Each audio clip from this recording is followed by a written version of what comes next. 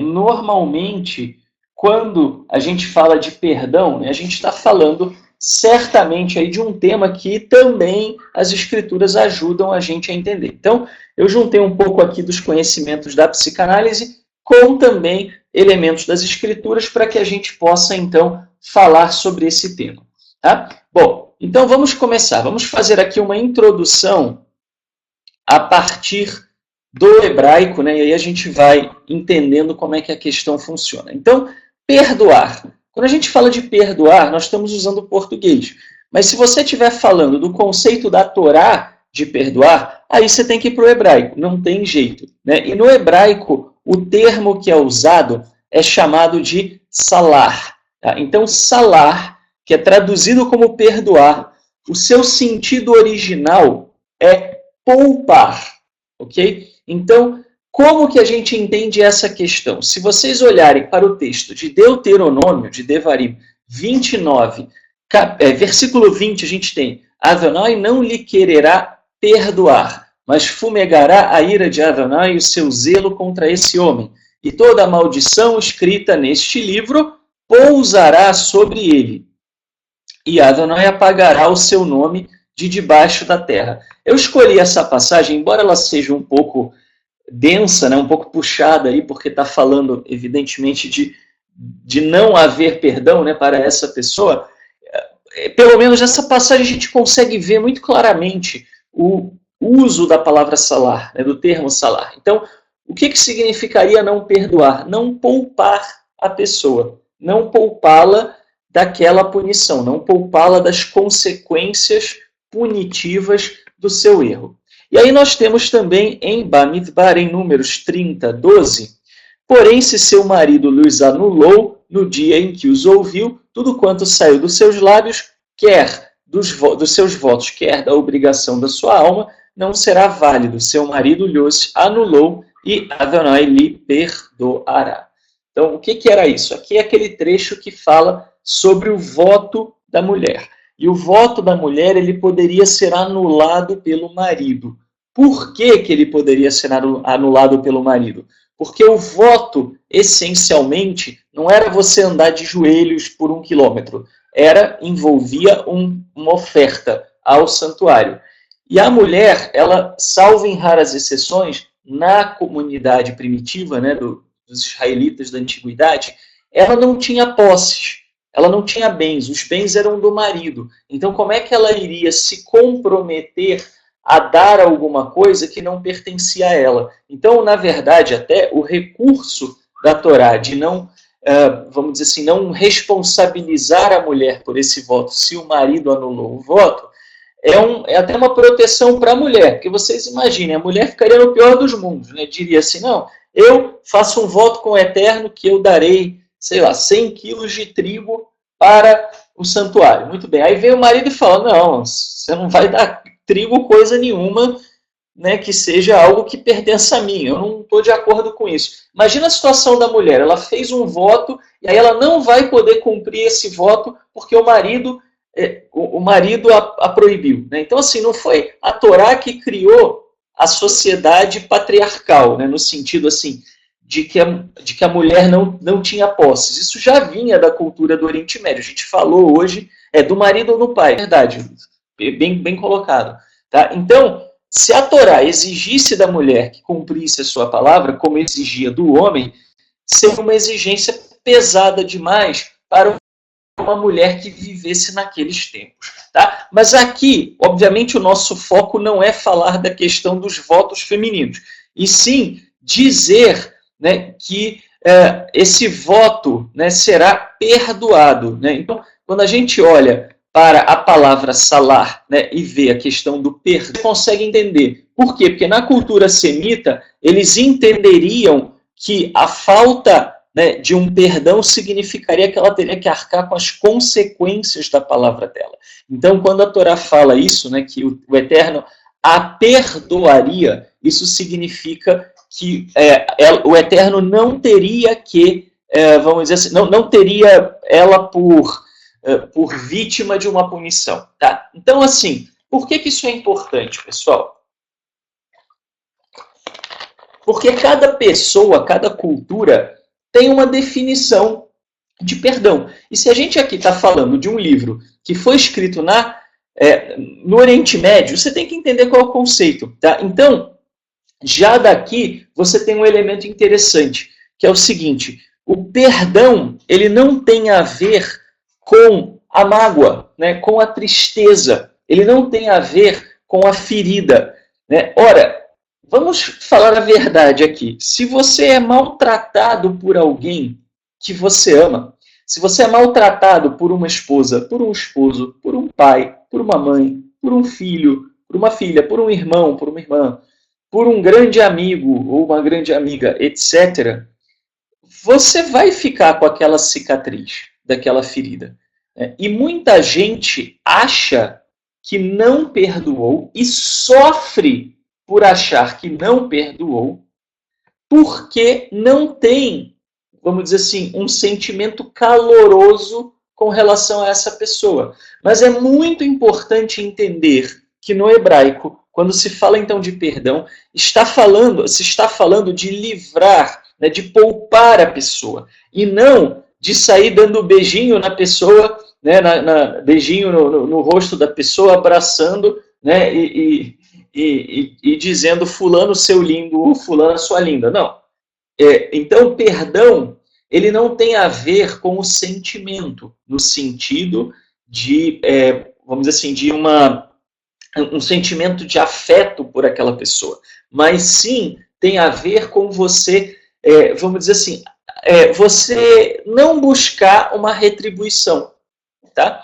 Então, eu não vou buscar dessa pessoa uma retribuição pelo que essa pessoa me fez. Eu não vou buscar uma vingança, eu não vou ficar falando mal da pessoa à torta e à direito. Eu livrarei a pessoa do que seria a consequência, né? Por exemplo, ela me roubou dinheiro, né? Mas eu não vou acusá-la. Poderia se pensar nesse tipo de coisa, tá? Embora aqui a gente não está falando da restituição, né? Por exemplo, se essa pessoa te subtraiu alguma coisa, você tem o direito à restituição, né? Mas entenda isso, tá? É anular a dívida, exatamente, tá? Então, perdão é anular a dívida. Não é você ficar feliz, não é você achar que a pessoa é linda e maravilhosa, não é nem mesmo você voltar a conviver com a pessoa, tá? Então, isso é uma coisa importante, né? Por exemplo, vamos falar aqui de adultério, né? O adultério, para a Torá, é uma coisa muito, muito grave. Né? Tanto é que a Torá fala de pena capital para o adultério. Né? Evidentemente que tem uma razão, né, cultural, etc., para a pena ser capital. Eu não vou explorar aqui isso, porque o sentido da palestra não é, mais uma vez, falar sobre adultério, né, nem divórcio. Mas vamos imaginar o seguinte: o adultério ele pressupõe aí uma pena capital. Né? E se você perdoa, né, o seu marido ou a sua esposa, você então está isentando a pessoa de culpa perante o Eterno. Né? Você está isentando, você está libertando a pessoa. Perfeito, Marcos. Mas você não precisa voltar a conviver com aquela pessoa. Né? Então, é aquele negócio. Se você vai conviver ou não, é outra história. Depende de você. Né, do que você consegue, do que você quer. Eu, uma vez conversando com a minha esposa, eu falei para ela, né, surgiu esse tema, né, e eu disse para ela, olha, eu sou capaz de perdoar uma traição, mas eu não sou capaz de voltar a ter relacionamento com a pessoa. Porque os primeiros 5 minutos que a pessoa atrasar, né, para chegar em casa, eu já vou ficar encasquetado achando, né, que aí tem coisa. Né? Então, eu não conseguiria voltar a convivência porque a desconfiança seria insuportável. Mas isso não tem nada a ver com perdoar ou não. Tá? Ficou claro esse ponto para todo mundo? Tá? Perdoar não é sentimento. Perdoar é a atitude de você isentar a pessoa, né, de uma responsabilidade pela sua transgressão. Tá? De onde vem, tem uma pergunta do Cláudio, de onde vem o suposto direito que se supõe ter se alguém te ofendeu? Não entendi a pergunta, Cláudio. Confesso que eu não compreendi a pergunta. Então, bom, sim, se eu te ofendo,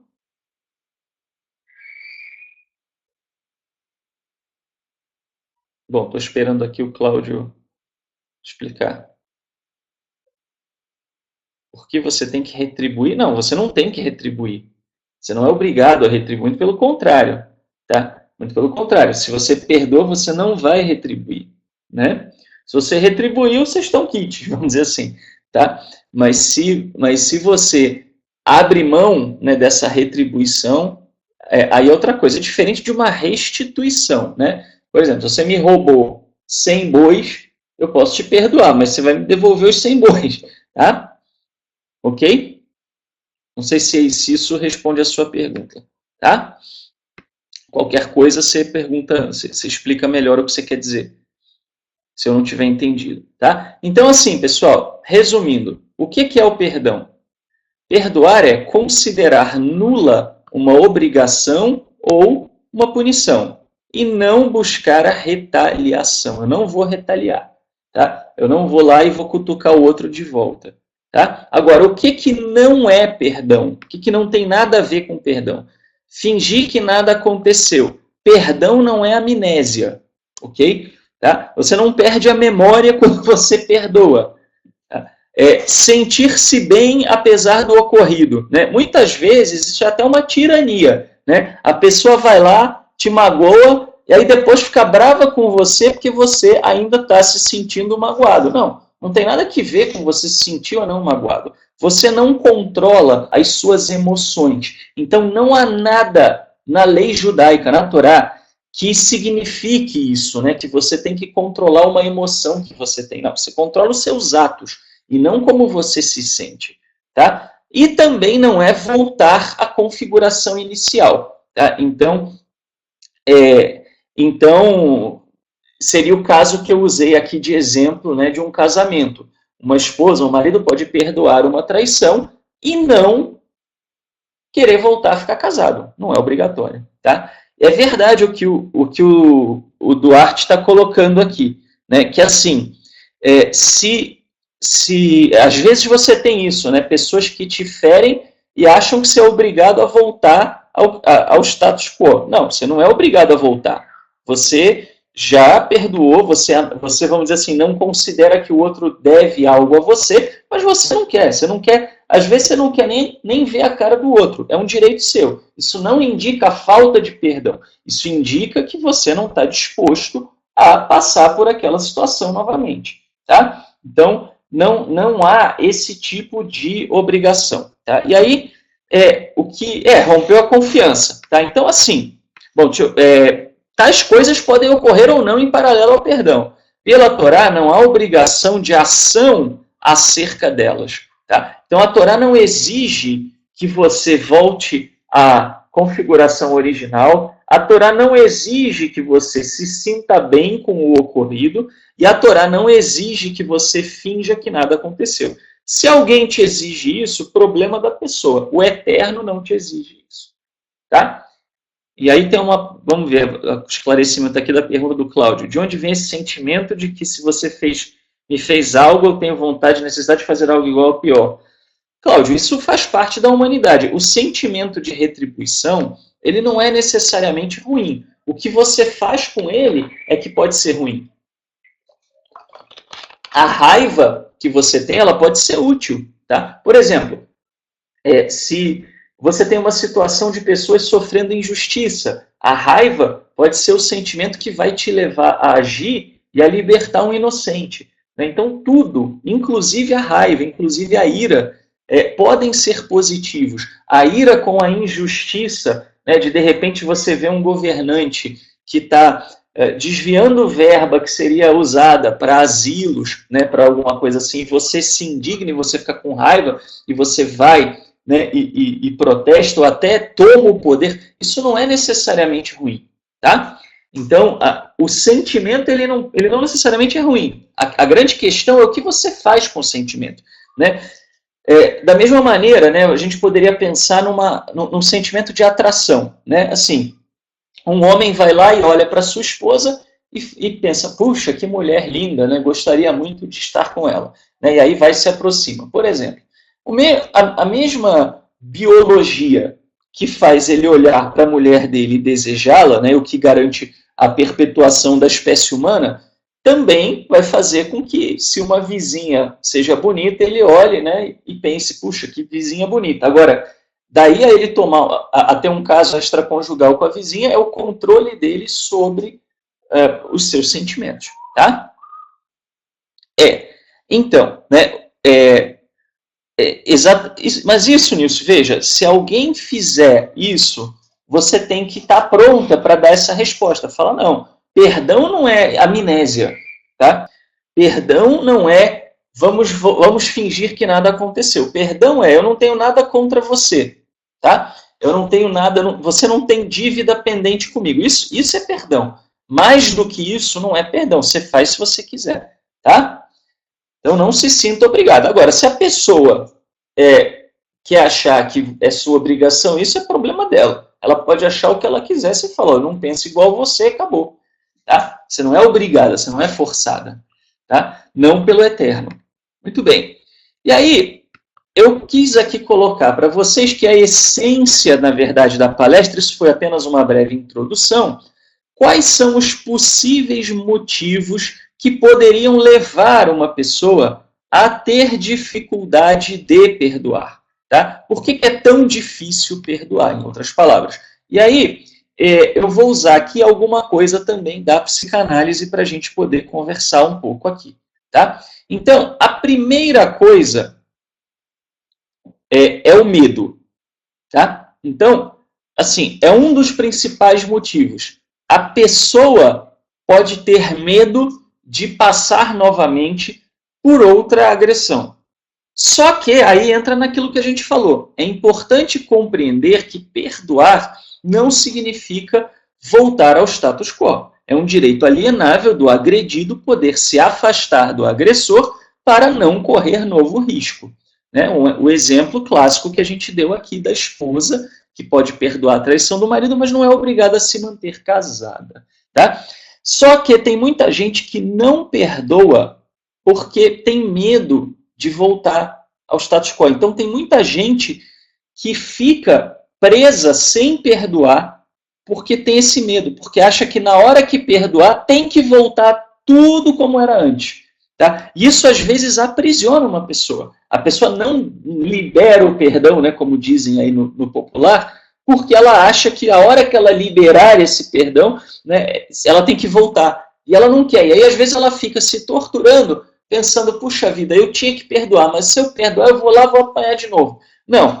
Não confunda perdoar com apanhar de novo. São coisas diferentes. Tá? Então, não deixe que isso te aprisione, não deixe que isso faça com que você não consiga perdoar. Ok? Certo? E eu já vi muita gente aprisionada com isso. Tá? E é o que a gente falou aqui, é o que está no exemplo. Uma esposa, ela pode perdoar o marido pela traição e pedir o divórcio. Ué, ela não é obrigada a se manter naquela relação. Isso não tem nada a ver com perdão.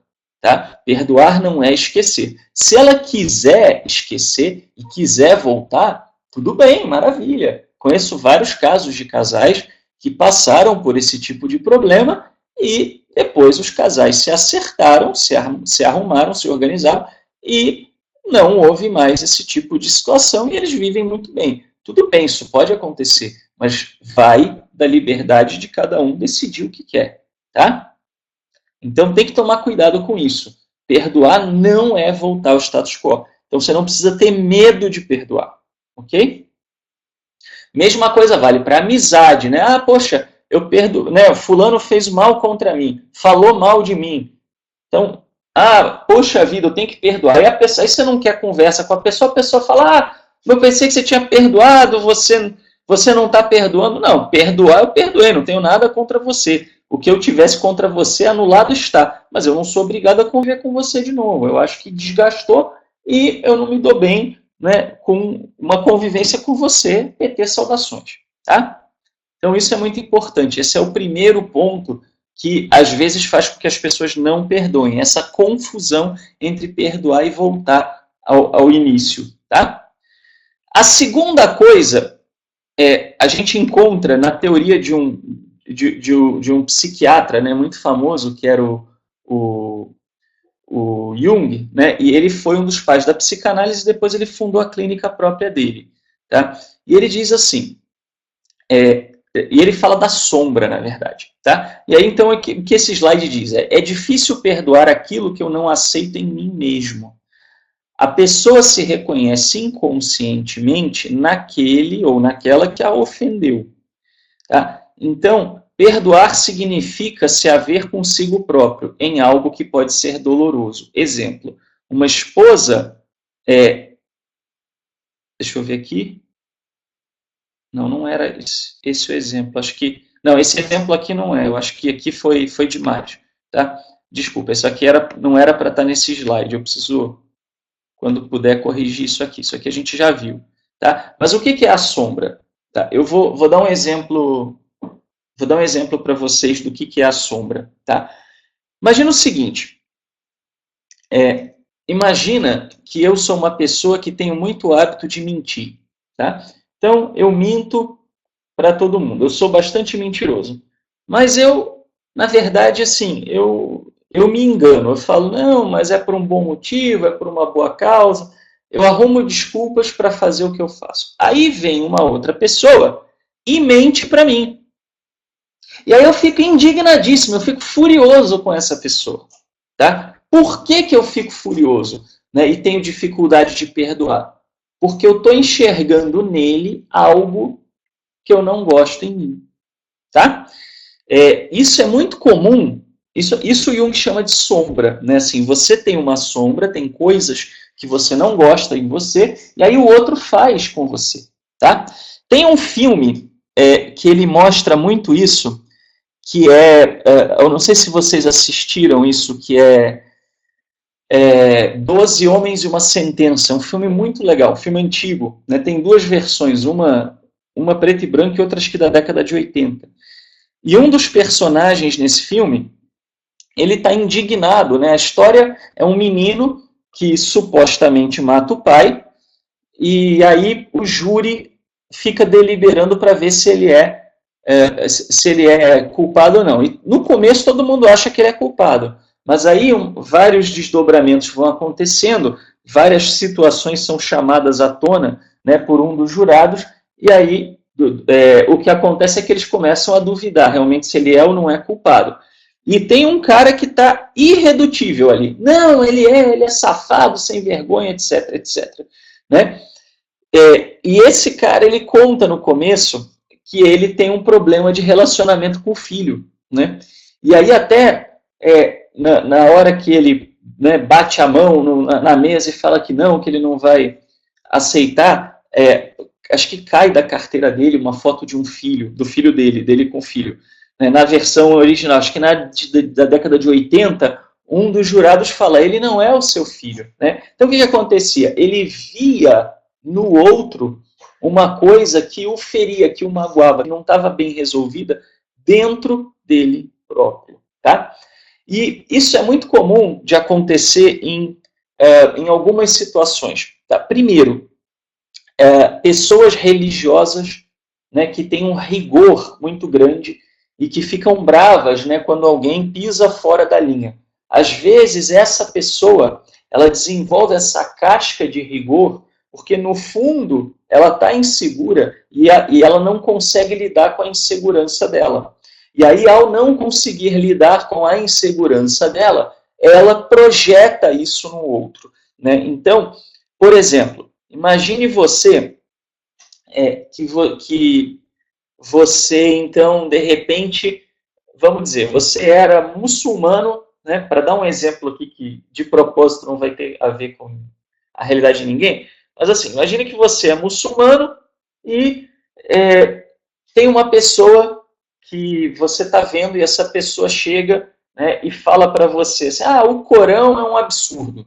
E aí você fica muito, muito bravo com aquela pessoa por ter falado isso. Né? E por que você fica muito bravo? Porque, no fundo, a sua própria certeza não é tão certa assim. Né? Se você tem dúvidas com relação, né, por exemplo, ao Corão, aí vem alguém e fala, o Corão é uma bobagem. Aí a pessoa pode se ofender, falar, não, né, pode ficar muito brava, aquele sem vergonha, etc. Né, quando, na verdade, o problema está nela. Tá? Então, é muito importante a gente refletir sobre isso. Assim, se tem alguma coisa que eu tenho dificuldade de perdoar no outro, será que não é algo que eu tenho dificuldade de perdoar em mim? Ou de entender que é uma limitação minha? Isso eu vejo muito, muito, muito no consultório. Né? Pessoas reclamando dos outros, né? do cônjuge, né? Ou do namorado ou da namorada, que seja, por coisas que eles mesmos fazem e que eles não gostam de ver e admitir que eles fazem. Tá? Então, esse é um primeiro elemento. O Jung chamou isso de sombra, né? Quando é uma parte de você que você não quer tomar contato. Você não quer que venha à tona, não quer que venha à superfície. Tá? Alguma dúvida sobre a sombra? Esse é um tema um pouquinho mais complexo, mas eu acredito que deu para entender, né? Tá? Então,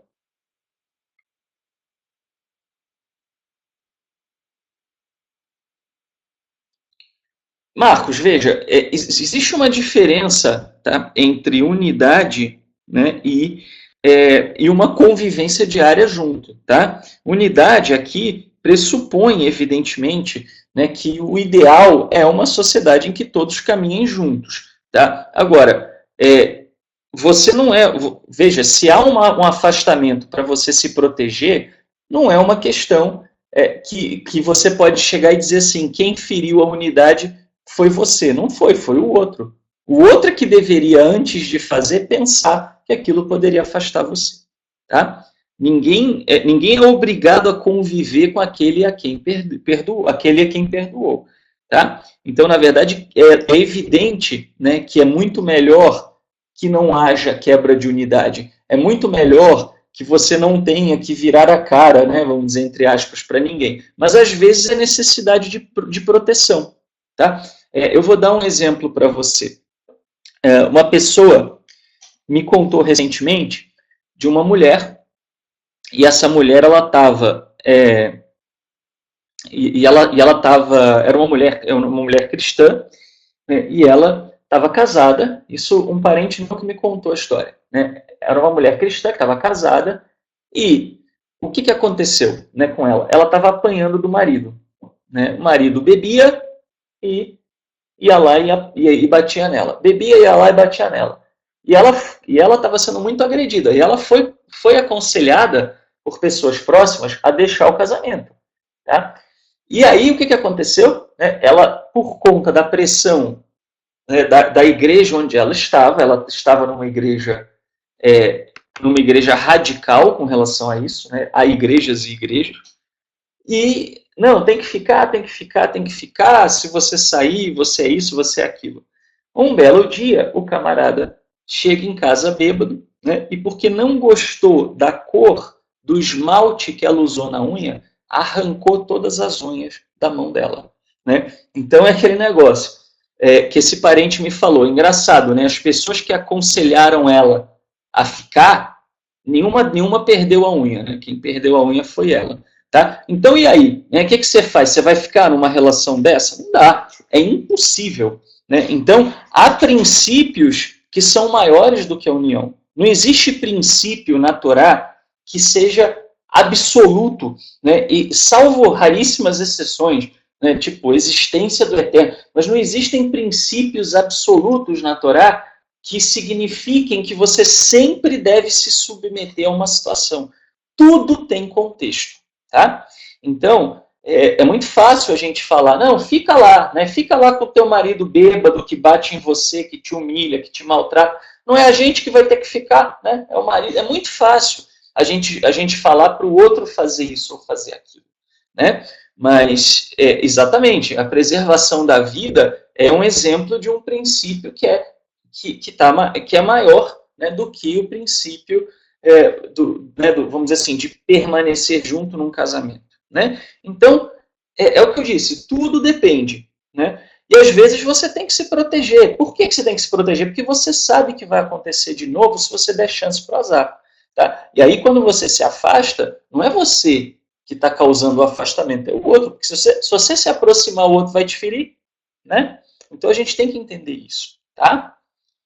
Bom, então esse é um segundo motivo pelo qual exatamente, não existe só a vida física, né? E a vida psicológica, e a vida emocional, né? Eu vou entrar numa depressão porque eu tenho que conviver com um monte de gente que só fez me maltratar, né? Será que é isso que o Eterno quer para mim? A gente tem que pensar nessas coisas, né? Então, assim, o primeiro motivo que a gente viu para a dificuldade do perdão é o medo por confundir perdão com voltar atrás. O segundo é a sombra, coisa que eu não gosto em mim, né, e que eu vejo o outro fazendo, e aí eu fico indignadíssimo com o outro. Tá? Mas vamos ao terceiro aqui.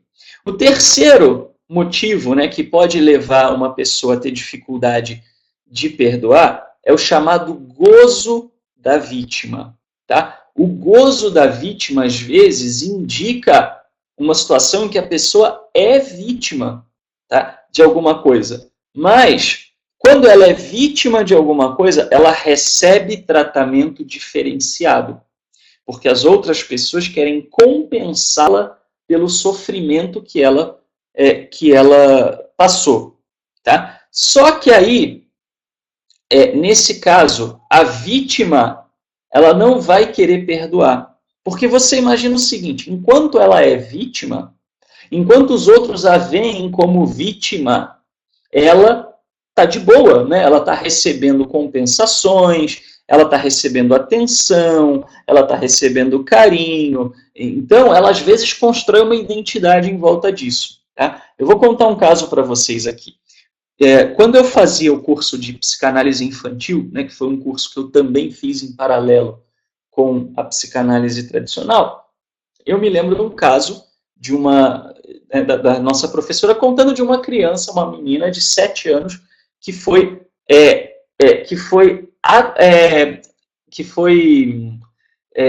violentada sexualmente. Tá? Ela foi molestada, né, foi violentada sexualmente aos 7 anos de idade.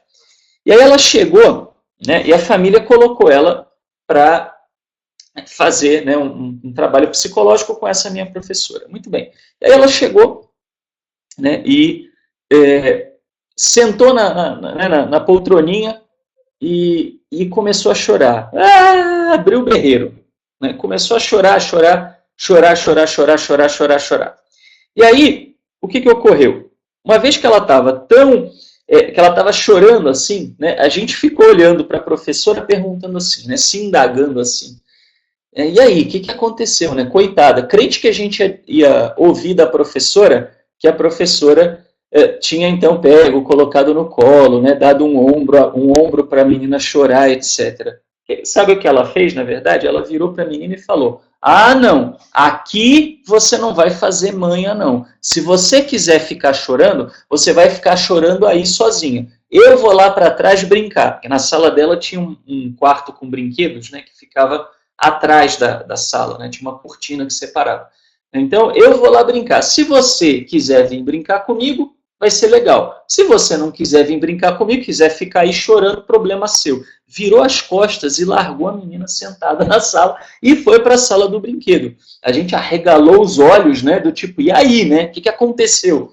Né? E ela virou e falou, sabe o que aconteceu? Daqui a pouco ela veio, né, fungando, engolindo o choro, né, e sentou e brincou. Né? E aí, o que houve? Né? Essa minha professora percebeu isso. O que a menina passou foi realmente uma coisa desagradável? Foi. Foi extremamente desagradável? Foi. Foi uma coisa que a feriu? Foi. Mas enquanto estava todo mundo passando a mão na cabeça dela, estavam criando um monstro sem perceber. Tá? Por quê? Porque ela, na posição de vítima, de coitada, de coitadinha, né, ela estava recebendo um monte de atenção. E aí essa menina, né, se não fosse essa intervenção da minha professora num momento bem cirúrgico ali, tá, essa menina poderia ter crescido e ela ia aprender que ela ia ganhar as coisas se colocando no lugar de vítima. Tá? E isso, em maior ou menor grau, é muito comum que as pessoas façam. Né? Algumas fazem muito, outras fazem menos. mas isso também pode ser a razão pela qual a pessoa diz que ela não vai perdoar. Tá? Tem muita gente que goza de ser vítima, né? Que goza dessa posição. Tem um júbilo, né? Gozo aqui no sentido de júbilo, né? Que a gente usa esse termo, é o termo que a gente usa na psicanálise, né? Mas entenda júbilo, satisfação, realização, né? Como inclusive aparece na Bíblia. Tá? Então, assim, essas pessoas, elas muitas vezes têm dificuldade de abrir mão da posição de vítima, porque elas estão querendo ser bem tratadas. Então, e todo mundo pode fazer um pouco isso, tá? De vez em quando. Às vezes, assim, o marido vai lá e falou uma palavra meio grosseira para a esposa. E aí o marido fica se sentindo mal, né? E vem e dá flores e leva para jantar, etc. Aí a esposa prolonga a raiva dela por mais uma semana, porque ela está tendo benefício, né? Está ganhando flor, está sendo levada para jantar, etc. Né? Então, cuidado com isso. Tá? Isso é uma coisa até perversa de se fazer. Né? É uma perversão. Você não perdoar o outro, porque enquanto você é vítima, você está tendo a atenção, seja do outro ou seja de um terceiro. Tá? Então, quando você não consegue perdoar, cuidado. Faça essa reflexão. Será que eu estou gostando muito dessa história de ser coitadinho? Será que eu estou gostando muito dessa história, né, de ser bem tratado porque, né, eu sou um coitado? Tá? Então, cuidado com isso. Isso pode dificultar que o perdão surja. Tá? Alguma dúvida com relação a isso?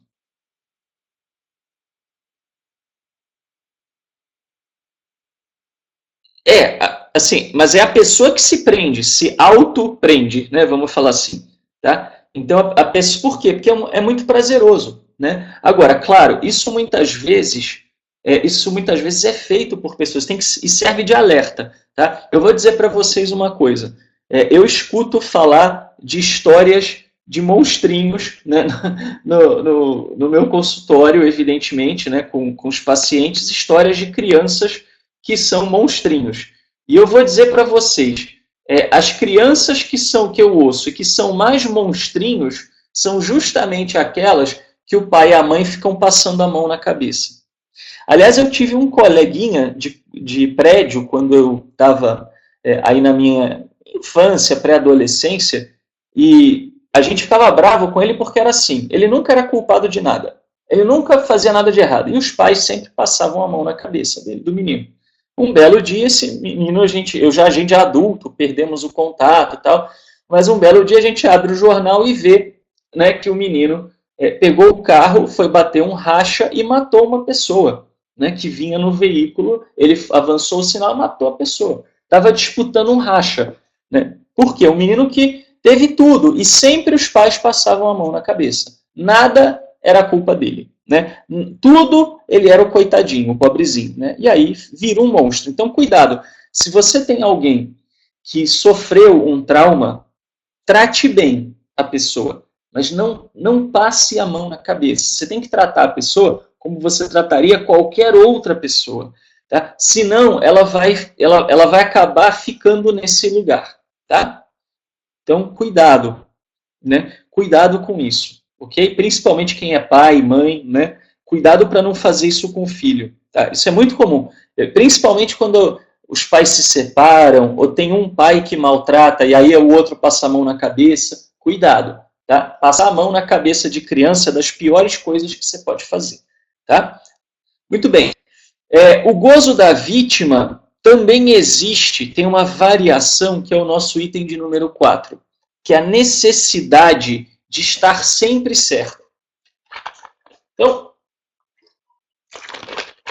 existem pessoas que têm tanto medo de estarem erradas, né? Às vezes até são pessoas que foram muito agredidas na vida, ou que os pais eram muito severos, né? E a pessoa precisa estar certa. Se ela não tiver certa, ela sofre. Tá? Isso, pessoal, assim, é um ponto fraco da pessoa, na verdade. Tá? Assim, vocês devem conhecer pessoas assim. Vocês já viram pessoas que elas têm que sempre dar a última palavra? Né? E elas estão sempre certas. É muito difícil a pessoa admitir que ela está errada. Tá? Porque, às vezes, a pessoa tem tanto medo de estar errada. Né? Então, imagina o seguinte. Imagina que vamos dar um exemplo, né? Vamos pegar aqui uma pessoa. Imagina que o Marcos tivesse um pai que toda vez que ele fazia alguma coisa de errado, o pai ia lá e espancava ele, né? Batia com cabide, pegava tamanco, dava na cabeça, dava surra de cinto. O que pode acontecer? Ele pode crescer e morrer de medo de estar errado em qualquer situação. Por quê? Porque estar errado está associado emocionalmente com o sentimento, né, com o medo do pai. E aí essa pessoa precisa de um trabalho, evidentemente, né, psicológico, para que ela se liberte disso, né, assim, né, de entender que o pai não vai mais bater nela, né, de que ela não está mais correndo risco. Mas às vezes a pessoa, sem perceber, ela faz isso. Ela sempre precisa estar certa. Tá? Então, muito cuidado, porque essas pessoas elas tendem a ficar numa posição de vítima com mais frequência. Por quê? Se eu sou a vítima, eu estou certo. Se eu sou agressor, eu não estou certo. Né? Então, eu fico muito bem quando eu estou, né, quando eu sou agredido, porque aí eu tô certo. Às vezes, até essas pessoas que têm o gozo da vítima, elas podem até inconscientemente, tá? E quando a gente fala inconsciente, é inconsciente mesmo. Não é aquilo que no fundo você sabe, é aquilo que você não percebe, que você não sabe sobre si. Mas inconscientemente, essas pessoas que têm gozo da vítima, seja porque é bem tratado quando é vítima, ou porque morre de medo de estar errado, essas pessoas frequentemente elas se metem em situações de conflito, né, conflituosas, para poder se colocar como certo. Né? Para quê? Para ter o gozo da vítima. Seja o gozo de estar certo ou seja o gozo do tratamento. Então essas pessoas ficam arrumando sarna para se coçar, né, muitas vezes. Aí tem a ver com essa fragilidade. Então, estar no papel de vítima, neste caso aqui, a mantém no lado bom. Né? Perdoar significa abdicar da razão e correr o risco de estar novamente errado. Tá? Então, essas pessoas também têm dificuldade de perdoar. Né? E isso aqui, pessoal, talvez vocês vão aqui se identificar com uma ou até mais de uma, isso não é excludente, tá? Assim, não, se eu estou no caso A, eu não estou no caso B. Não, todos esses casos podem acontecer com a gente, em maior ou menor grau. Claro que vai ter um deles, né, um desses casos, certamente para você vai pegar mais. Né? Você costuma ficar mais nesse caso. Mas todos eles a gente é capaz de fazer um pouco. Então é sempre bom refletir. Né? Pera lá, por que eu não estou conseguindo perdoar? Será que eu estou gostando de ficar na posição de vítima? Né? Eu estou recebendo um tratamento diferenciado? Os meus amigos estão me ligando e sendo amorosos comigo e eu estava me sentindo sozinho? Né? Será que a outra pessoa ficou com peso na consciência e está fazendo as minhas vontades? Será que eu morro de medo de estar errado? Né? E eu não posso deixar isso transparecer porque eu tenho uma marca na minha vida que se eu tiver errado eu apanho? Né? Então são autorreflexões que mesmo quem não está num processo de análise, né? Claro que a análise ajuda a ver essas coisas, mas mesmo quem não está em análise pode parar e refletir e fazer um pouco dessa autorreflexão e encontrar algumas dessas respostas. Tá? O item de número 5 é o perdoar a si próprio. Tá? Então, o que acontece? Tem gente que não aguenta sentir a culpa. Né? Então, tem uma frase, né, que dita por um personagem, né, de desenho animado, né, que ela é muito emblemática disso daí, né? E é uma imagem assim que me marcou muito quando eu vi, porque ela é muito verdadeira, né? Eu vou até colocar aqui para vocês para vocês verem, né? Certamente que alguns de vocês conhecem esse desenho animado que a gente vai ver aqui, né? E tem umas tiradas que são realmente engraçadas, né? Deixa eu ver aqui se eu consigo abrir para vocês. Essa aqui sintetiza muito bem. Essa imagem sintetiza muito bem. Estão vendo aí? Né? Essa imagem é perfeita. Né? A culpa é minha e eu coloco em quem eu quiser. Né? É a frase do Homer, né? Nos Simpsons. E é sensacional essa frase. Né? Por quê? Porque é exatamente isso. Né? Assim, tem pessoas que fazem exatamente isso. A pessoa se sente culpada, no fundo, ela sabe que ela está errada, ou que ela não está totalmente certa, que ela tem uma parcela de culpa, tá? E essa pessoa, ela projeta no outro a culpa, porque ela não aguenta carregar. Então, aquilo que eu não aguento carregar, né, eu jogo no outro. Tá? Então, se ela perdoar o outro, né, se ela partir para um processo de perdoar o outro, ela não vai ter em quem jogar a culpa, percebe? Tá? Como é que ela vai jogar a culpa no outro se o outro pediu perdão? Né? Então, ela não consegue. Aí ela fica, então, né, ruminando aquilo. Então, às vezes, essa pessoa precisa perdoar a si mesma para não fazer isto aqui. Né? Tá? Então, a gente tem que perdoar as nossas próprias falhas, né? A nossa própria humanidade.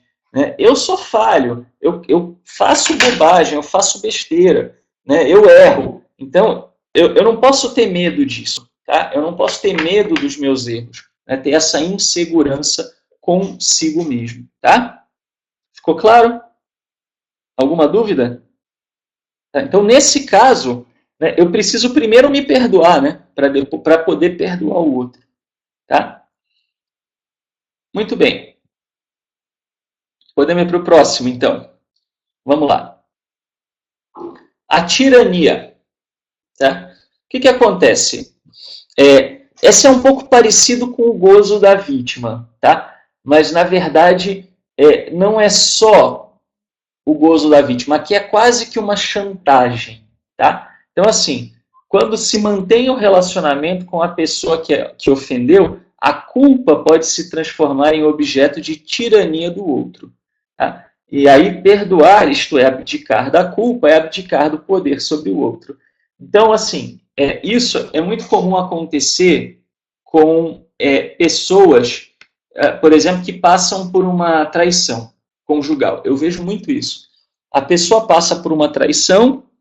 Vamos dizer, então, que o marido traiu a esposa e o marido se arrependeu. E foi até ele, o próprio marido foi contar para a esposa, dizer que estava arrependido, etc, etc. Até aí, maravilha. Só que o que acontece? Logo a esposa percebe a culpa que o marido sente e que o marido está sofrendo com essa culpa. Aí o que a pessoa faz?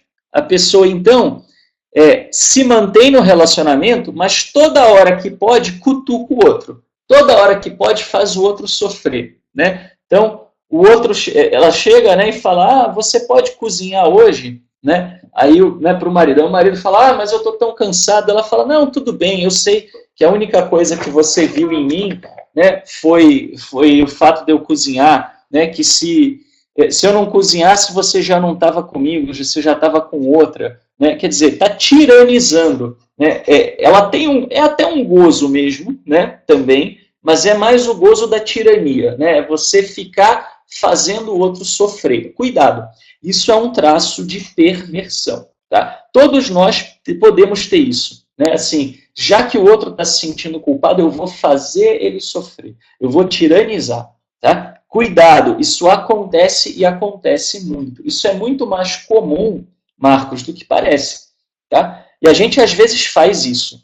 Né? E esse material, ele tem esse objetivo, né, de despertar essa consciência para que a gente pense. Né? Se você tem uma coisa que você não consegue perdoar, em qual desses casos talvez você possa estar se encaixando? Né? Por isso, até eu digo para vocês, esse estudo aqui, que a gente está fazendo, ele é preciosíssimo, porque ele, além de ser um estudo que é difícil, né, você encontrar por aí, também é difícil você encontrar tudo isso resumido. Né, e você pode pegar esse PDF e guardar, pode imprimir, né, e olhar quando você sentir culpa. Né, aproveite, porque isso pode ajudar a transformar a sua vida. Tá? Então, o elemento da tirania, né, seria a sexta possível razão pela qual a pessoa não perdoe. Tá? Então, também, né? Assim, a gente tem que tomar cuidado, tá? Na verdade, Denise, a gente se encaixa em todos esses, né? Assim, você certamente vai encontrar outros que você faz, talvez não todos, mas uma boa parte. A gente não faz uma coisa só, né?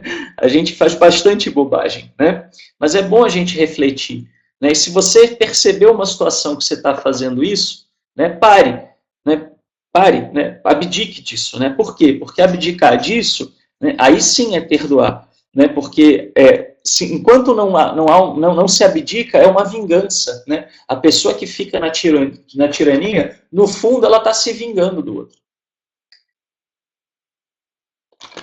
E aí a gente pode dizer que não houve perdão, né? Porque ainda tem algo contra o outro, né? E perdoar é você abrir mão disso.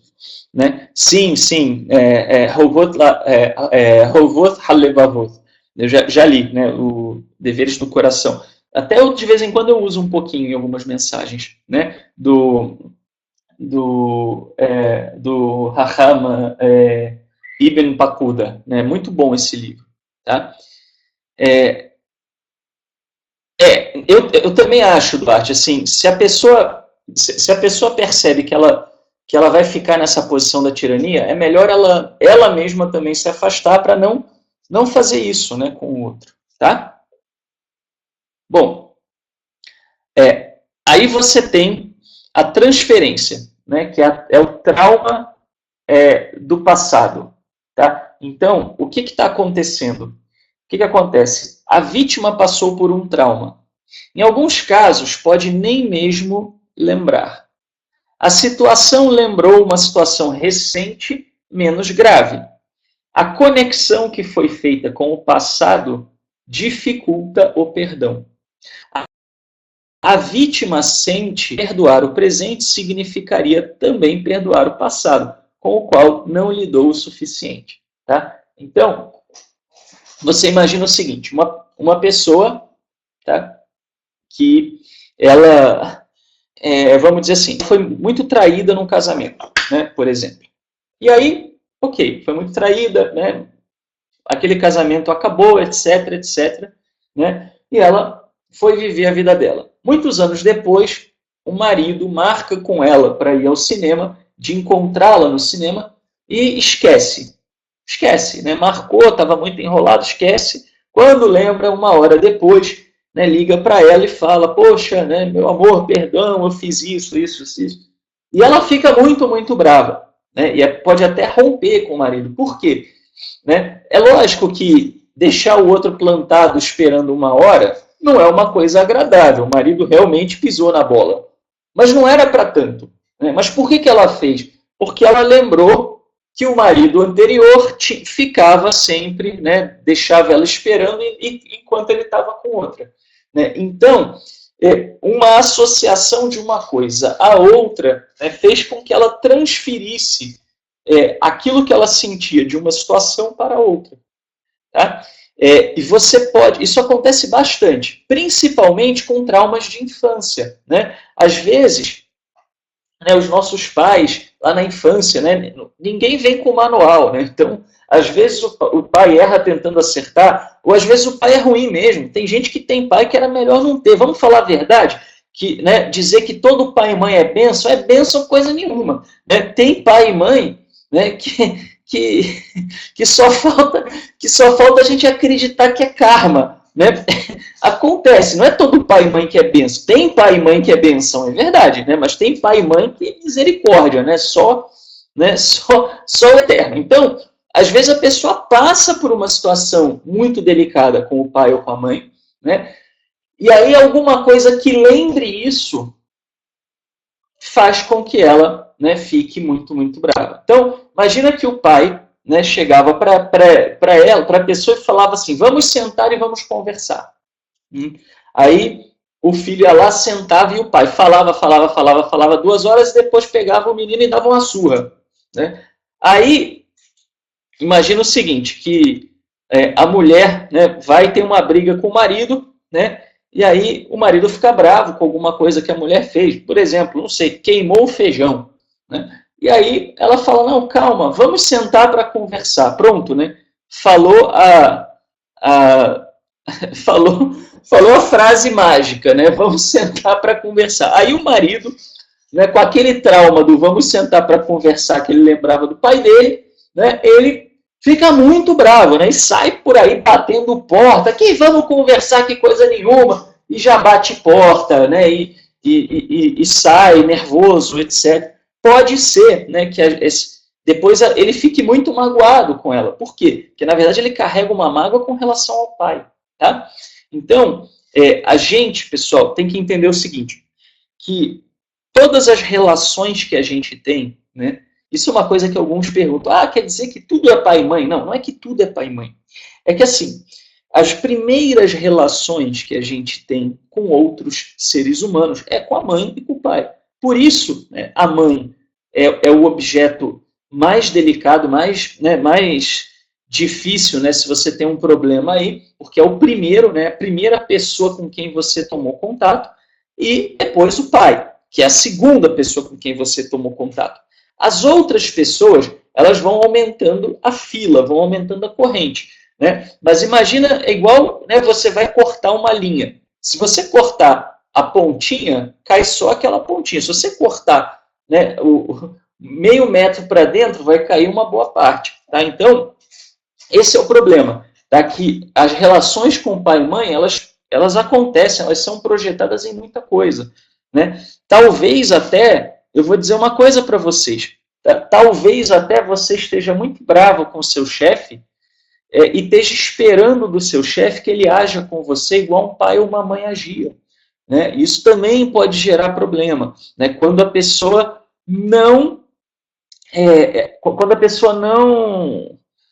quer, né? Ela não quer mesmo abdicar daquela posição. Né? Ela trata o chefe como quem trata uma mãe ou um pai, né? E ela não quer sair daquela posição.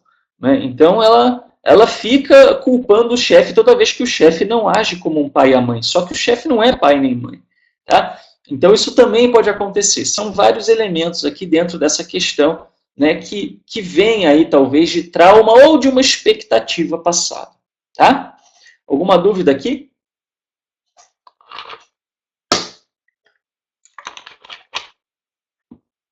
Então vamos seguir.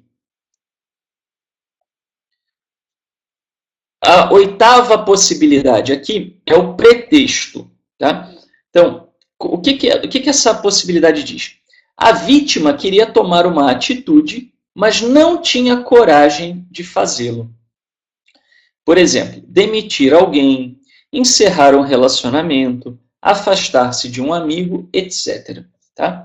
A ofensa se torna necessária para a atitude se concretizar. Perdoar significaria ter que abrir o jogo sobre o que realmente se desejava fazer ou se dar ao trabalho de procurar outro pretexto. O que isso quer dizer? O que eu estou querendo dizer com esse slide? Isso é o seguinte. Tá? Imagina, por exemplo, um chefe que precisa demitir, né, uma pessoa. Precisa demitir alguém, porque não está aguentando pagar. Só que essa pessoa não consegue admitir isso. Né? Ela não tem força para chegar e falar para alguém, você está demitido. Tá? E aí, o que essa pessoa faz?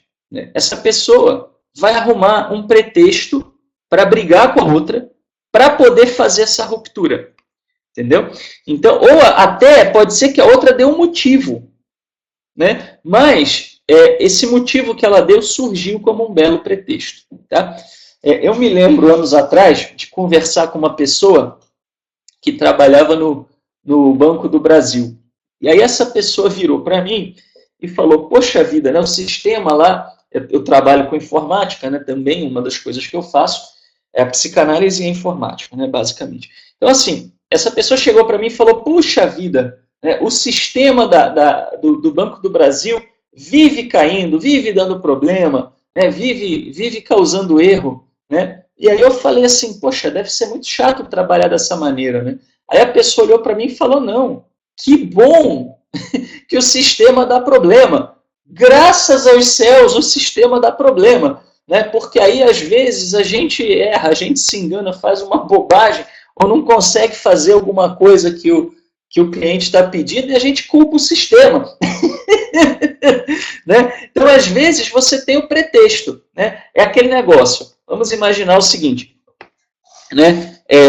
Vamos imaginar a seguinte situação. Um casal de namorados, né? E imagine que o namorado quer se separar da namorada.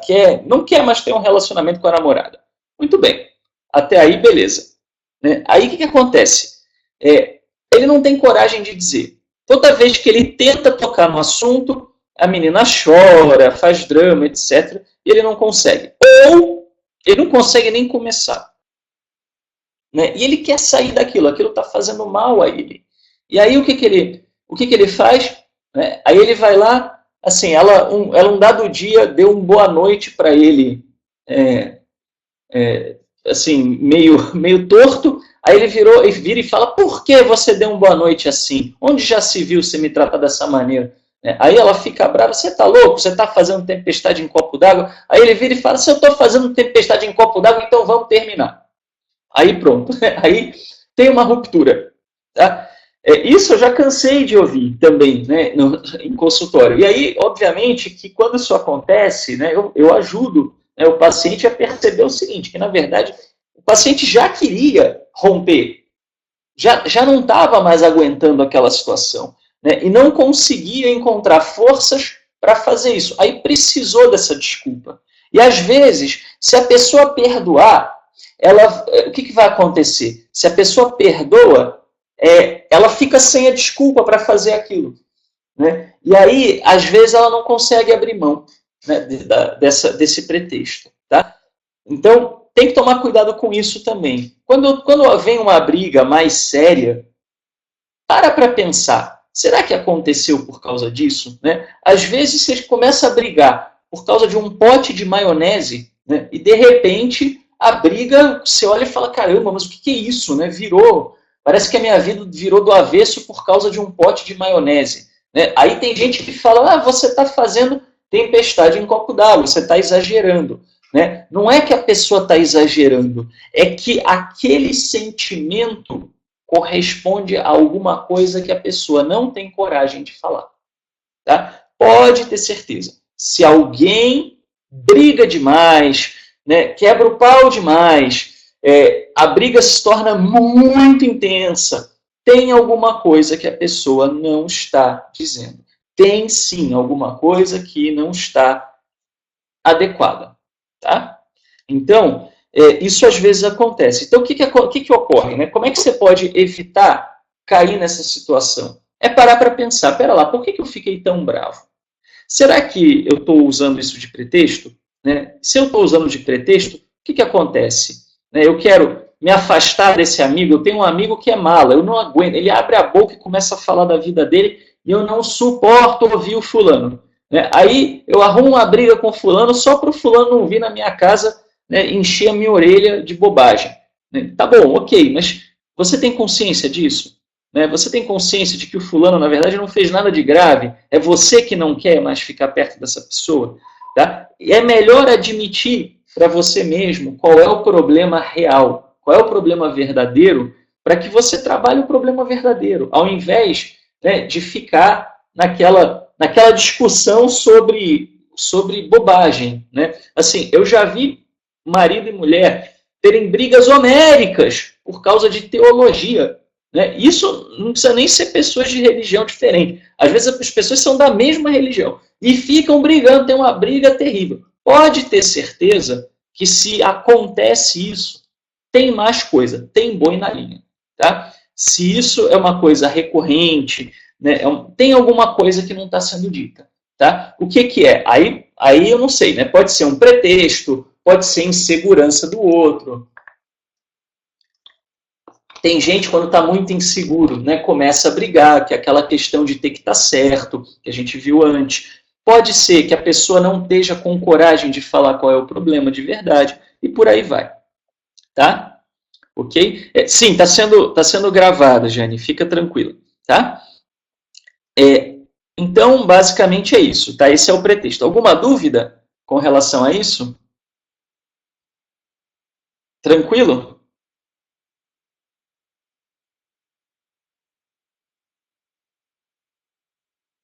Ok.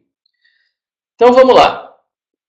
Sentimento de injustiça. Isso aqui, pessoal, é um problema gravíssimo nas religiões, de um modo geral. O que acontece? A vítima é forçada, por alguma circunstância, a pedir perdão.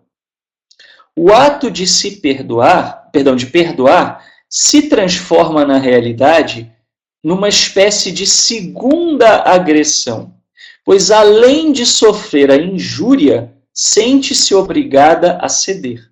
O sentimento é de que o agressor permanece impune enquanto ela é a vítima novamente. Tá? Então, assim, isso daqui acontece, pode acontecer tanto de maneira total quanto de maneira parcial. Tá? Então, vamos falar da maneira total. Imagina o seguinte, que você tem uma situação em que você foi agredido pelo outro. Tá? E aí, você foi agredido pelo outro e você chega num líder religioso e você fala, olha, um colega meu aqui me humilhou na frente de todo mundo, no meu trabalho, né, etc, etc. E eu fiquei muito bravo, eu levantei, saí e fui embora. Aí o líder religioso fala assim, não, você não pode agir assim. Se você age assim, você não está dando um bom exemplo. Né? Você não podia fazer, você está errado de fazer isso, porque o Eterno espera mais de você. Então vá lá para aquela pessoa que fez isso e peça desculpa. Olha que absurda a situação. Quer dizer, o outro é a vítima, e aí a vítima tem que ir atrás para pedir perdão. Isso é uma agressão psicológica. E é muito comum. É uma violência que se comete contra uma pessoa quem faz isso. Tá? Por quê? É uma segunda agressão. Quer dizer, além de você ser agredido por alguém, você ainda é agredido pela pessoa que te procurou, né? Perdão, que você procurou, e essa pessoa faz você falar com o agressor e o agressor sai impune. Né? Pior, sai com a razão. Então isso gera um sentimento de injustiça muito grande. Tá? E aí, obviamente, que a pessoa vai ter resistência a perdoar. Ela vai desenvolver uma resistência a perdoar. Né? Por quê? Porque perdoar fica associado para a pessoa com uma nova agressão. Né? Ou pode ser parcial. Você quer ver uma coisa parcial? Tá? A coisa mais odiosa que você pode fazer é chegar e você falar assim, não, ninguém está certo. Como assim ninguém está certo? Às vezes, tem alguém que está certo sim. Se você foi lá, abriu a carteira do outro e tirou R$ 100 da carteira do outro e usou, e você não falou com o outro, você está errado, o outro não tem culpa nenhuma. Aí chega alguém e fala, não, está todo mundo errado. Né? Assim, ninguém está certo. Parece um meio termo. Isso parece, né? Tem gente que faz isso porque sente que se fizer isso, né, se disser que os dois estão errados, né, a pessoa ela se sente mais equilibrada, mais ponderada e, ao mesmo tempo, ela não se implica, né, no julgamento de valores. Ela né, tira o corpo fora, fala, não, está todo mundo errado. Né? Ela fica... A pessoa que fala isso, que está todo mundo errado, ela fica numa posição muito confortável. Ela se sente imparcial e, ao mesmo tempo, ela vamos dizer assim, ela não se compromete. Tá? Um exemplo disso, muito claro, né, assim, que a gente viveu recentemente, né, foram os políticos né, que no momento que votaram, né, aquele show de horrores que aconteceu no Congresso, né, na hora da votação do impeachment, né, que eu assisti, né, com a minha esposa, e teve até gente soltando confete, né, quer dizer, mostrou bem o baixo nível dos nossos deputados de todos os lados, né, teve cusparada, teve, né, gente citando essas coisas mais escabrosas, né, pelos corretores de valores, umas coisas bem... A gente teve isso, né, mas olha só o que acontece, né, teve gente que fez o quê? Que falou, não, nem um nem outro, né, então eu vou me abster, né, e fez a abstenção. Só que a abstenção, neste caso, era a mesma coisa que votar contra o impeachment. Né?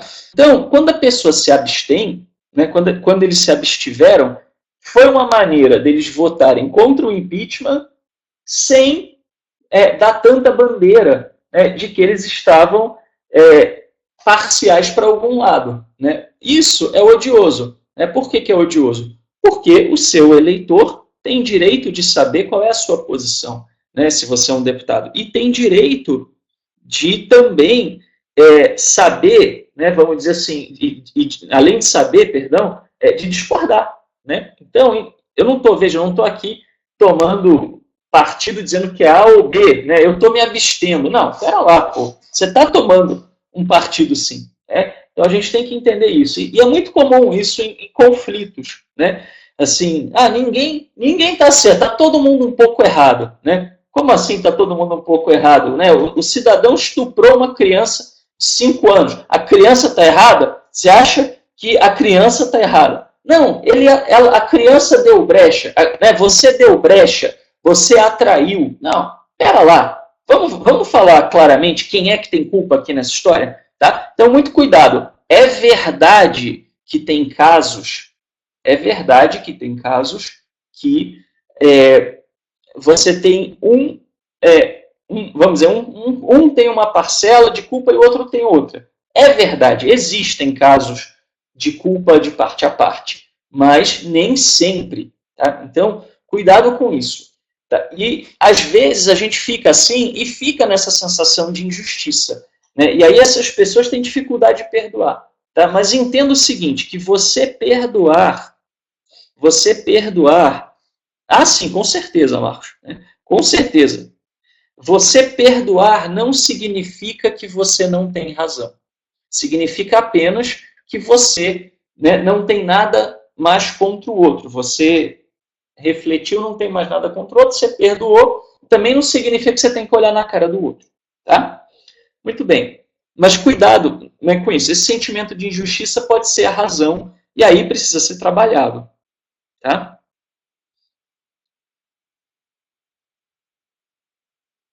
Bom, e o último exemplo, né, que a gente vai dar aqui hoje, tá, é o do deslocamento da ira. Então, o que é o deslocamento da ira? A vítima está angustiada com uma determinada situação. Ao ser ofendida, descarrega toda a sua ira sobre o agressor. Como a vítima encontrou ali uma possibilidade de descarrego, é difícil abdicar. Perdoar significaria ficar sem a válvula de escape e voltar para a angústia do problema original. Isso acontece com a minha família. Tá? Eu vou explicar. Uma das minhas tias, ela é casada, né, com um rapaz, né, meu tio, e, na verdade, o meu tio ele tem um problema de saúde muito delicado. Ele tem uma doença chamada espondilite. Essa doença vai fragilizando os ossos, né? Então ele é uma pessoa que inspira muito cuidados, ele é muito frágil. Se ele cai no chão, ele vai ter uma fratura, né? Ele já tem dificuldade de andar, dificuldade, né, de manusear as mãos, e ainda assim ele trabalha, né? Ele faz questão de trabalhar, ele é produtivo, ele está sempre de bom humor. Eu nunca me lembro de ver, né, de ter visto meu tio de mau humor, bravo, chateado, culpando a vida, né, culpando o destino pela enfermidade que ele tem. Né? Só que o meu tio inspira cuidados e ele altera a rotina da família, né? Então, as minhas primas nem sempre podem viajar. Quando viaja a família, se o meu tio não pode viajar, né, meu tio só consegue viajar se ele for de primeira classe, que ele vai deitado. Mas fora isso, ele não consegue ficar naquela poltrona normal de avião ou de ônibus. Tá? Então, assim, se vai viajar e o meu tio vai ficar, alguém tem que ficar para trás para cuidar do meu tio. Meu tio já não toma banho sozinho. Né? Alguém tem que esquentar a comida para ele, etc. Né? Nem sempre pode se sair de casa por causa dele. Mas ele nunca reclama. Aí, veja você, como é que você vai reclamar de uma pessoa que, além de ter uma doença grave, está sempre de bom humor e nunca está reclamando de nada? Né? Fica difícil. Só que a frustração, né, o gosto amargo de se sentir preso àquela situação, de não poder sair, de ter que abdicar das férias, etc., gera raiva, gera frustração. Mas a família, né, do meu tio não tem coragem de brigar com meu tio por causa disso, de extravasar com meu tio por causa disso. Né? Seria como você também fazer isso com um bebê. Né? Assim, você tem um bebê recém-nascido, ele chora, faz cocô, faz xixi, quer mamar na hora errada. Você vai fazer o quê? Você vai brigar com o bebê? Né? Então, às vezes, a pessoa não consegue, vamos dizer assim, jogar a ira no objeto original, no objeto que causou a ira. Tá? Aí encontra um outro objeto. Tá? No meu caso, quer dizer, no caso da minha família aqui, eu tenho um primo, que ele é 1 ano mais velho que eu, então, né, ele vai aí para os seus 38 anos, eu vou fazer 37, ele vai para os 38, e o meu primo, o que acontece com ele? Ele é uma pessoa que também tem problemas de saúde, mas muito menos graves do que o meu tio. Né? A minha tia teve toxoplasmose, quando estava grávida, e ele nasceu com problema de visão. Então, ele tem uma visão parcialmente desenvolvida. Isso o atrapalhou, ele ficou uma pessoa muito imatura. Mas ele é forte, vai na academia, né? Assim, ele tem uma vida normal. Né? E todo mundo briga com ele. O tempo inteiro estão brigando com ele, estão reclamando dele, etc. O que acontece ali? Ele é o bode expiatório. Ninguém pode brigar com meu tio, então todo mundo vai e briga com meu primo. Meu primo dá motivo para brigar. Ele apronta, ele faz muita besteira. Né? Mas, mesmo assim, o que acontece? Ele leva mais na conta dele. Tá? Então, o que ocorre, pessoal? Isso é um deslocamento. Tá? Isso significa o quê? Que você tem uma coisa que você tem raiva, e como você não pode extravasar numa pessoa, na pessoa que te originou, na situação que te originou, você joga para outra. Tá? Por exemplo, vou dar mais um exemplo.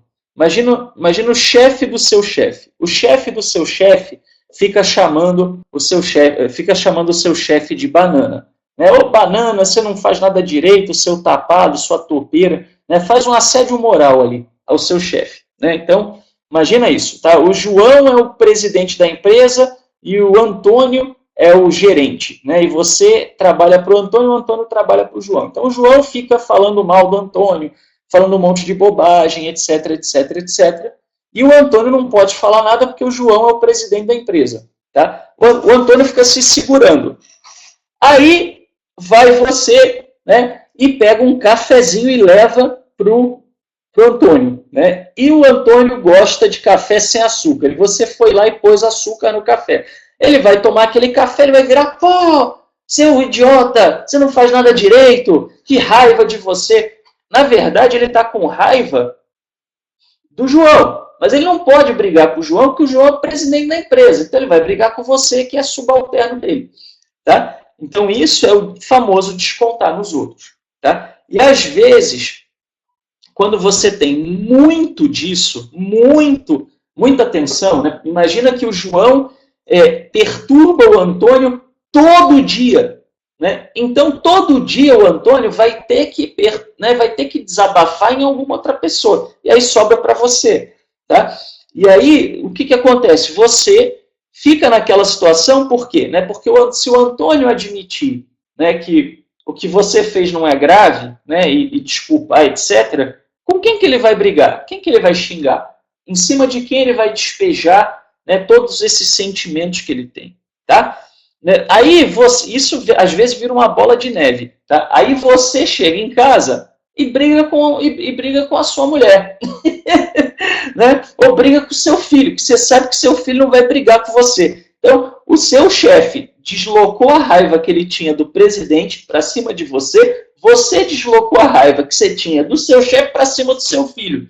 Né? Só que o seu filho realmente fez uma bobagem, mas você está deslocando. Né? E aí é engraçado que às vezes o culpado original está lá longe, você nem consegue se dar conta de quem é. Tá? Então, vejam, isso às vezes ocorre. Tá?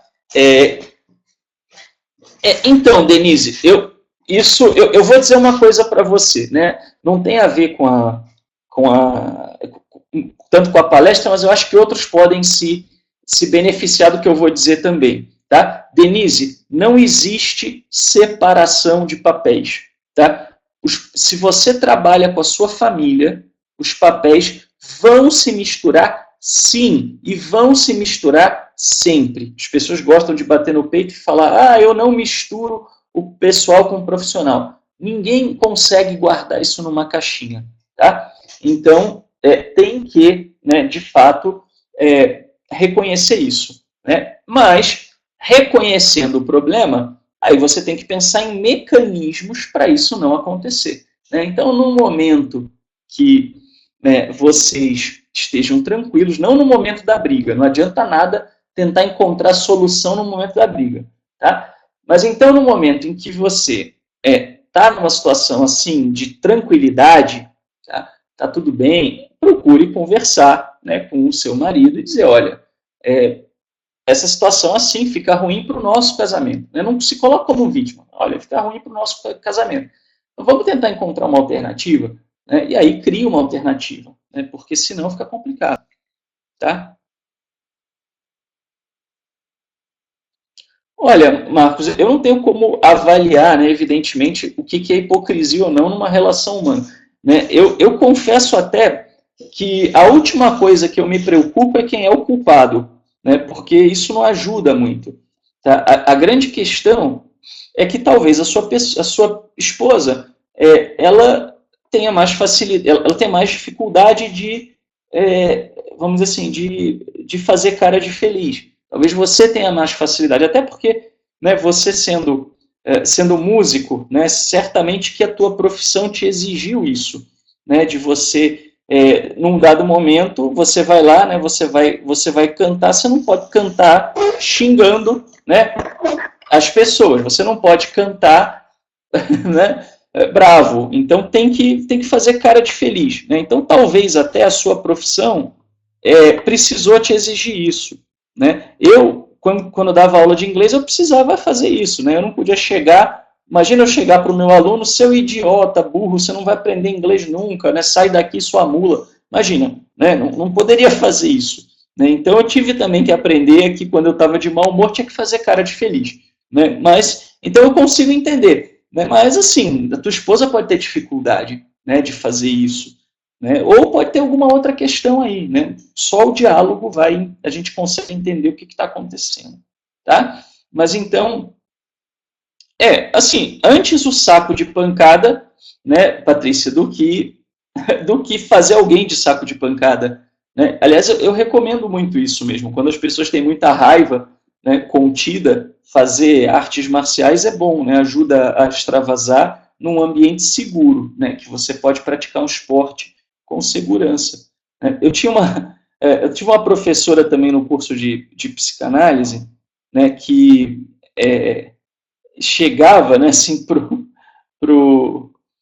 chegava pro filho dela, né, e o filho dela ficava muito bravo, né, às vezes com alguma coisa. Criança, né, fica bravo com qualquer coisa. Você não deu, né, não deu a sobremesa antes do jantar, fica bravo, né, ou alguma coisa assim. Aí, quando ela via que ele estava bravo, ela não falava engole o choro, engole a raiva. Né, ela chegava e falava, vai lá fora chutar a parede. Né, e o menino ia lá fora, né, e bravo, ele ficava chutando a parede. Né? E foi um mecanismo legal que ela arrumou. Depois de um tempo, o próprio menino, quando ficava com raiva, ia lá e chutava a parede. Né? Então, assim, é uma maneira de você extravasar num momento, né? Claro que não resolve o problema, mas um momento de fúria, né, consegue ultrapassar. A terapia do grito, tem várias dessas terapias esquisitas por aí. Né? Assim, essas terapias, elas ajudam, né? Assim, quando a pessoa é muito travada, né, tem um monte de terapia maluca por aí, né? E às vezes tem muita gente que tem bons resultados, né, com isso. Tem terapia mágica, né? Você fala uma frase, fala 5 palavras e você está curado, né? Assim, esses dias eu ouvi isso, né, de uma pessoa. Não, tem uma terapia assim, assim, assim, que você fala 5 palavras, né, e você está curado, né? Você cura a pessoa. Imagina, né?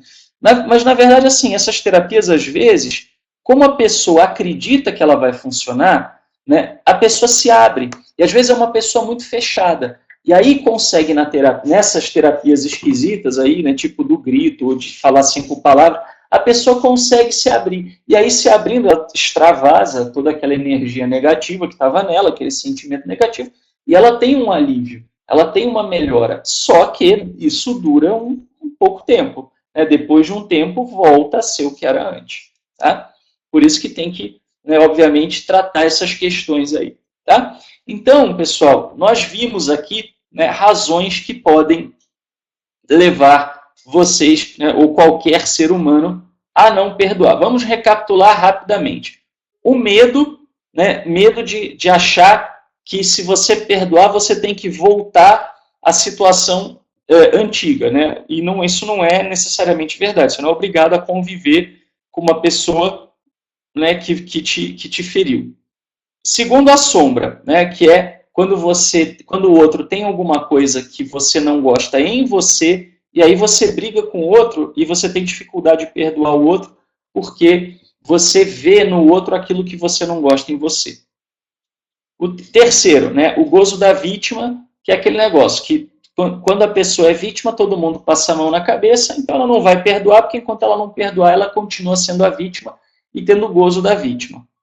Tá? Aí tem a necessidade de estar certo, né? Tem gente que, até por conta de uma criação muito rigorosa, a pessoa, ela, vamos dizer assim, ela acaba tendo essa necessidade de estar certo sempre, né? E desenvolve aí essa dificuldade de perdoar, que significaria abrir mão da razão. Tá? Medeiros, nesse caso, tá? Eu peço a você que me procure no Facebook para a gente falar disso, né? Porque aí eu precisaria entender melhor essa questão aí da euforia, etc. Eu não tenho como avaliar esse caso assim tão brevemente, e também não acho que seria adequado, né, falar de coisas que são suas, particulares suas, na frente, né, de todo mundo. Então, se você quiser, depois a gente pode conversar sobre isso no Facebook, eu te falo o que eu acho, etc. Tá bom? Perdoar a si próprio. Né? Às vezes a pessoa sente culpa, mas ela joga a culpa no outro porque ela não aguenta o peso da culpa. E aí, se ela perdoar o outro, ela tem que voltar os olhos para a própria culpa. Então ela não faz. Ela mantém o outro como culpado.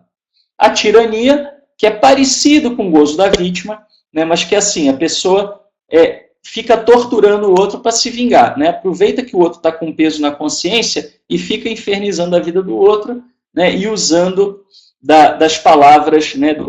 do que o outro fez para poder ficar, né? Realmente maltratando o outro, porque no fundo tem raiva e desejo de vingança. Tá? Transferência de um trauma do passado, né? Então, alguma coisa que você está passando hoje lembra o que você passou no passado e você não tratou bem a situação do passado e fica voltando. Né? Essa é uma coisa. Então, Luciane, veja, você pode se afastar da pessoa, né? Aquilo que a gente falou no começo. Perdoar não significa voltar a conviver com a pessoa. Tá? Você pode falar, olha, eu te perdoo, mas eu não estou afim de passar por isso de novo. Você não é obrigado. Tá? O pretexto, né, quando às vezes a pessoa, né, que é a vítima da situação, na verdade, ela tem um outro problema que ela não consegue lidar, né, como, por exemplo, um chefe que não tem coragem de demitir, e aí arruma uma briga, né, ou uma coisa que diz que a culpa é do outro, para poder ter coragem, né, criar coragem de poder romper, né, criar uma ruptura que teria dificuldade de fazer com o outro. Tá? Aí nós temos também o sentimento de injustiça, né, aquelas pessoas que foram acostumadas a pedir perdão não estando errado, né, a ser forçada, às vezes até a dar um abraço no agressor, essa pessoa está se sentindo ainda vítima, isso é uma violência. Né? E aí, às vezes, a pessoa tem dificuldade de pedir perdão, porque isso lembra a ela essa situação, essa questão. Tá? E, por fim, o deslocamento da ira, né? Que é aquele negócio, a pessoa está num ambiente muito tenso, muito estressante e desconta no outro. Tá? E aí ela não consegue parar de descontar no outro, porque se ela descontar no outro, ela perde a válvula de escape dela. Tá? E cuidado, pessoal, porque às vezes, isso era a última coisa que eu quero dizer para vocês. Tá? O que acontece? Às vezes, vou até escrever isso aqui. Tá? Às vezes, a outra pessoa fez algo negativo, sim, mas, né, não era para tanto. Tá? Então, isso aqui é verdade, principalmente nesses últimos aqui. Tá? Por exemplo, vamos dizer, o pretexto, né, ou o deslocamento da ira, ou mesmo o sentimento de injustiça depois, né, numa outra situação. Tá? Às vezes, a pessoa fez algo de ruim, ela tem culpa, né, mas a sua reação, às vezes, pode ser desproporcional. Tá? Então, a gente tem que levar em conta isso também, prestar atenção nessas questões. Tá?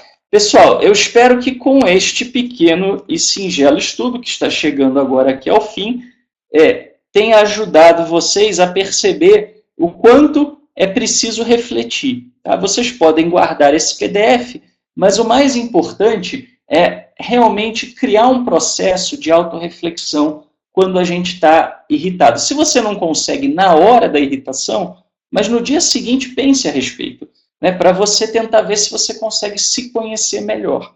Tá?